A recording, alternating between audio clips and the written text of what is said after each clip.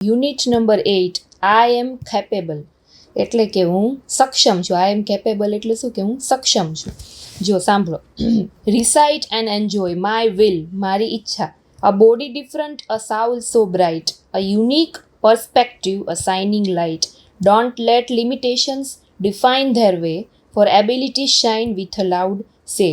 With wheels or walkers, they take their stand. Their strength and courage inspire the land. કે wheels ને walker સાથે એ જો અહીંયા તમે જુઓ છો કે વ્હીલચેરમાં બેઠેલા છતાં પણ એની શક્તિ અદ્ભુત છે.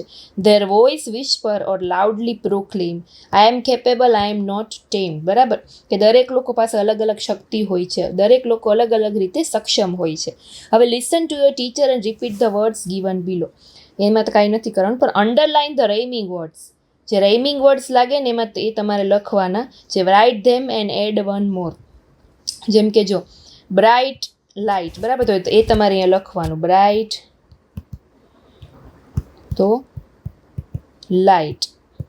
પછી બીજા ક્યાં રેઇમિંગ વર્ડ્સ છે? વે ને સે. વે સે.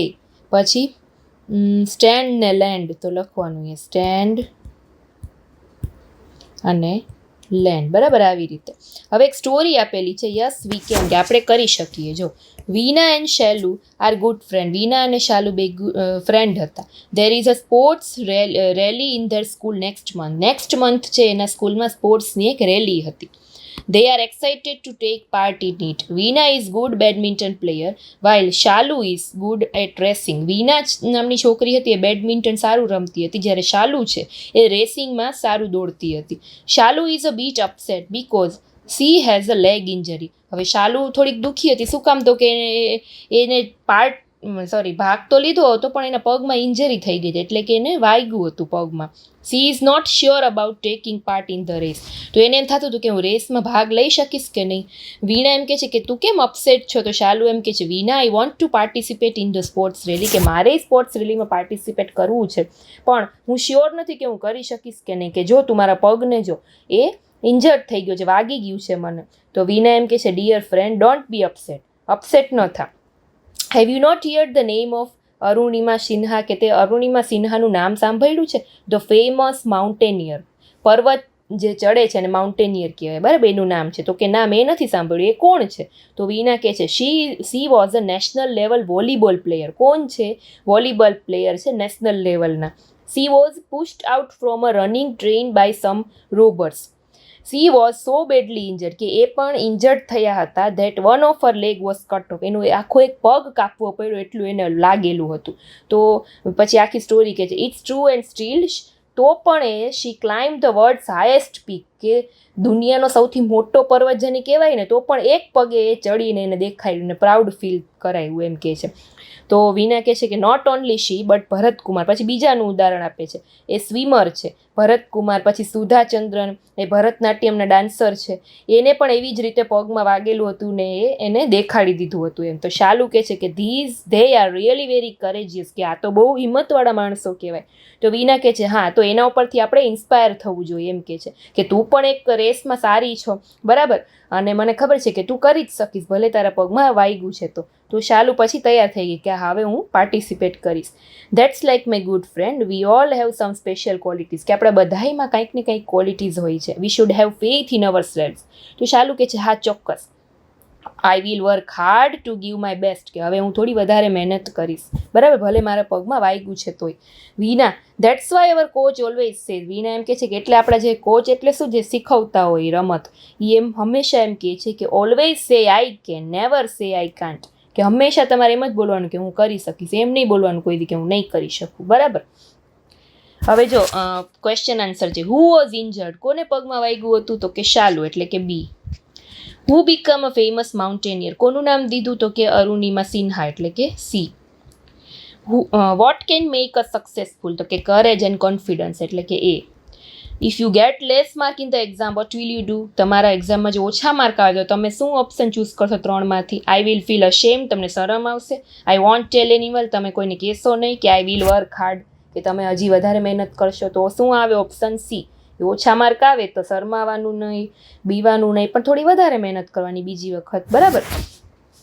હવે જો read the paragraph and match with the most appropriate picture. પહેલાં જો એક પેરેગ્રાફ વાંચવાનો, જેમ કે this story is about an 11-year-old girl named Ritika. Ritika નામની 11 વર્ષની છોકરીની સ્ટોરી છે.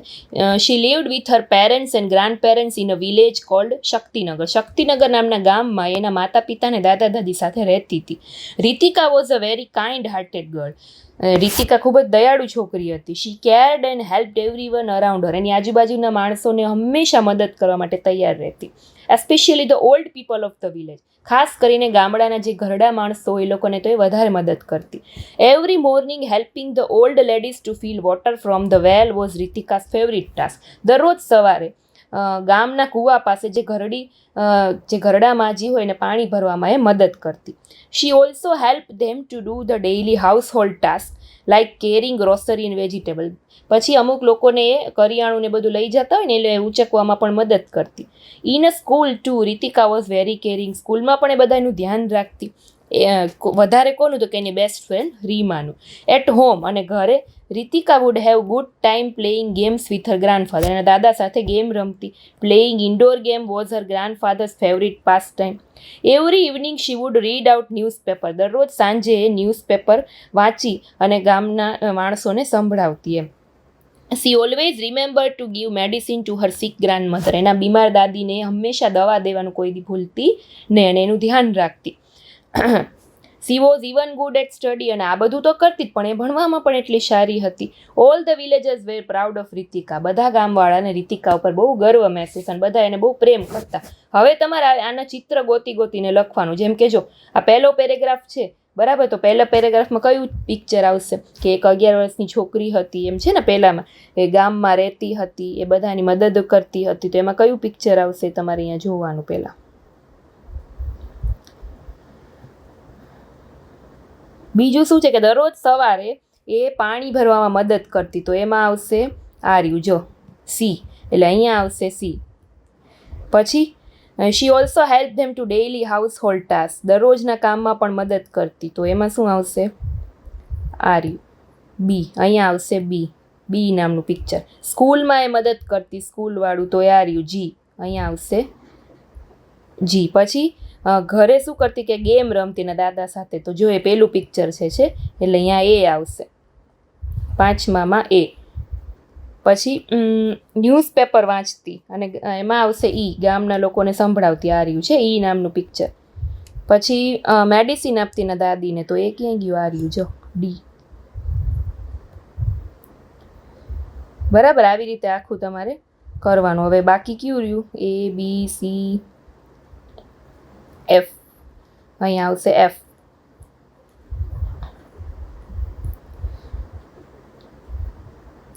How can you say that Ritika is good girl. તમે કઈ રીતે કહી શકો કે રીતિકા એક સારી છોકરી હતી? તો કે તે બધાની મદદ કરતી, સ્કૂલમાં, ઘરમાં, ગામમાં. બરાબર. Do you help the નીડી people. તમે પણ કોઈ જરૂરિયાત માણસોની મદદ કરો છો?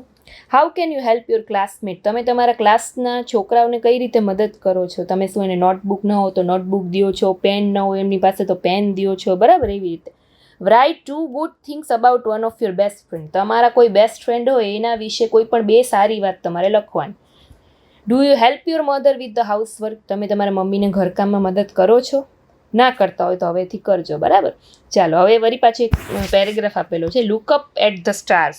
Stephen Hawking was a famous scientist.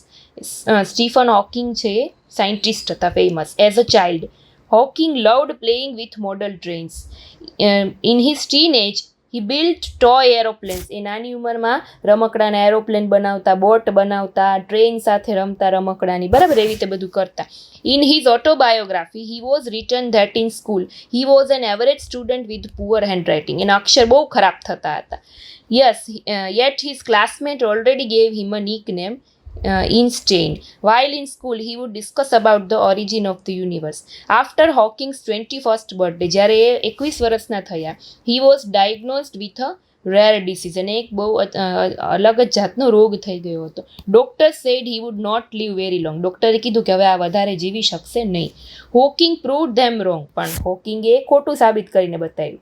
As he lived for several more years. એ તો બહુ વધારે વર્ષ જીવી ગયા. He had to use a wheelchair and special machine to communicate.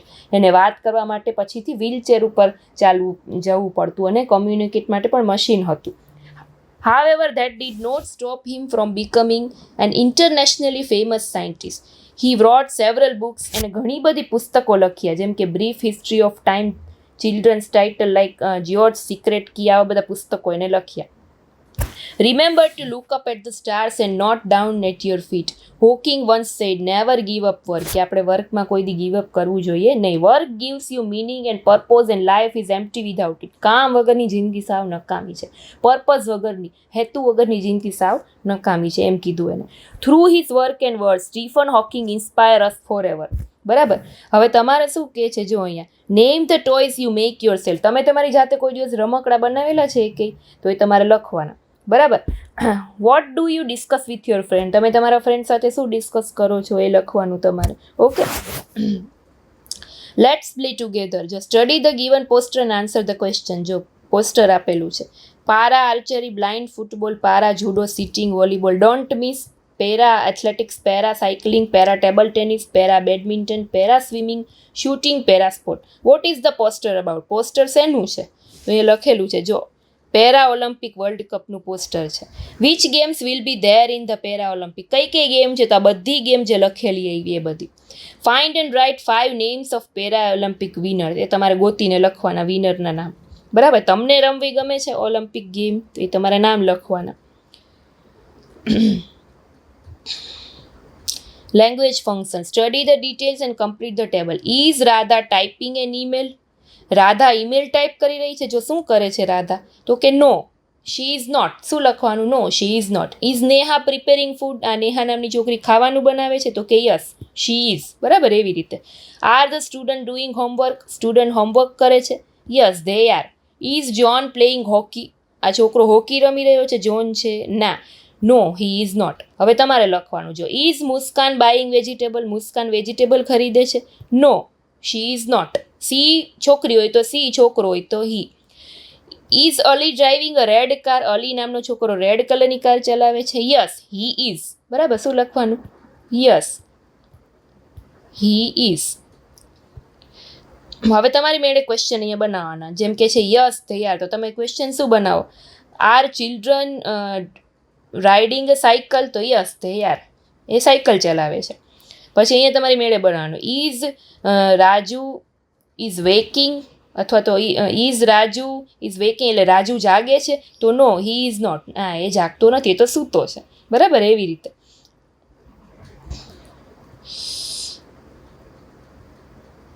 Fill in the blanks.